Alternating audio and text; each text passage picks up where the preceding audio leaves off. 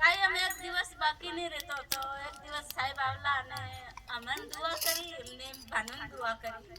તો મેં કીધું સાહેબનો કોઈ દિવસ હાથ પાછો પડતો નહીં બાનું. તો એને 1 મહિનો જતા પછી એને વિશ્વાસ કર્યો અને બળવા ભોપા ઘણા બધા કર્યા અને ઘણા સાલ્યા ફર્યા. પણ મેં કીધું કે એને જઈ એકવાર મેં કીધું કે તમે દુઆ કરાવો સાહેબ કને તે નહીં કરાવી. ત્યારે મેં કીધું કંઈ નહીં.